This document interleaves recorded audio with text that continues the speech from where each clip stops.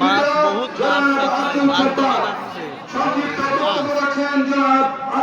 এই দেখেন এই সামনে বাস আর বাস।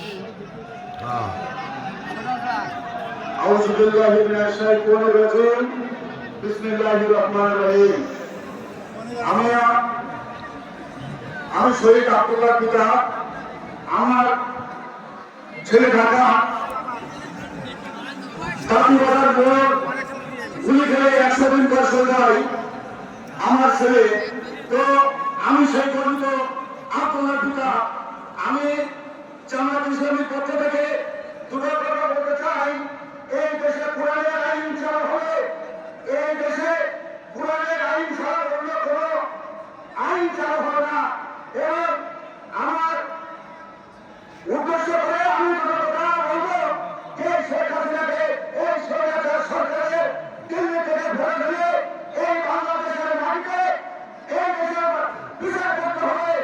আমি আমার বিচার করতে আমি আপনার লেগে বলবো যে এই দেশে এই শেখ হাসিনা ফিরে এলে এই বাংলার মাঠে যেন এই বিচার করা হয়। এবং আমি আমার আইন শৃঙ্খলা বাহিনীর আরো কিছু বলতে চাই, সরকারি আইন নিয়ে যদি মানুষ খুন করতে হয় এরকম চাকরি করা থেকে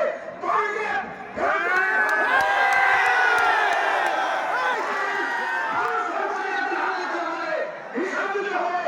কারণ আমার ছেলে এই দেশে গুলি খেয়ে বসে, তাই আমাদের ক্ষমতা আমলে এইরকম হাজার হাজার মানুষ এই দেশে গুলি খেয়ে বসে, তাদের ভাগ্য এইরকম মতো আছে। তাই আমি বলতে চাই এই সরকারি আইন বলে কারো কোনো রকম কোন মানুষ খুন হওয়ার করো এই বাংলার মাটিতে না হয়।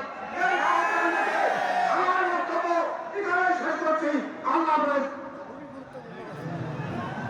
আজকের এই কর্মী সম্মেলনের উপস্থিত সকল কর্মী ভাইয়ের দৃষ্টি আকর্ষণ করছি, স্বেচ্ছাসেবক ভাইয়ের দৃষ্টি আকর্ষণ করছি, সকলকে ধৈর্যের সাথে শান্তিপূর্ণভাবে এই কর্মী সম্মেলনকে সফল এবং সার্থক করতে হবে।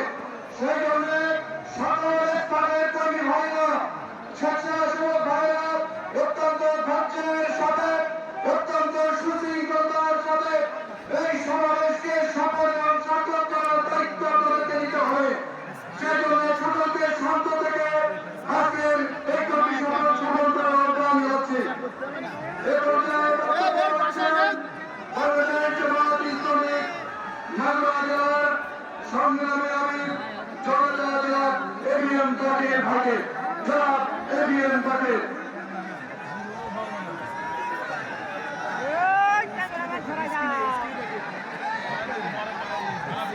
أعوذ بالله من الشيطان الرجيم بسم الله الرحمن الرحيم الحمد لله رب العالمين الصلاة والسلام على سيد المرسلين وعلى آله وصحبه أجمعين এদেশের তৌহিদি জনতার প্রান্তীয় সমাগম আরো কোটি মানুষের মুক্তির ঠিকানা বাংলাদেশ জামায়াত ইসলামী যশোর জেলা কর্তৃক আয়োজিত আজকের এই ঈদগাহ ময়দানে ঐতিহাসিক কর্মী সম্মেলনের সংগ্রামী সভাপতি, আজকের এই কর্মী সম্মেলনের প্রধান অতিথি, বিশেষ কিছু লোকের কথা আছে প্রচার করার দরকার নেই, আমরাই ঠিক আছি, কিন্তু প্রচার ব্যতীত তো কোনো কিছু সম্ভব না। এটা আন্তর্জাতিক ভাবে যদি না রাখি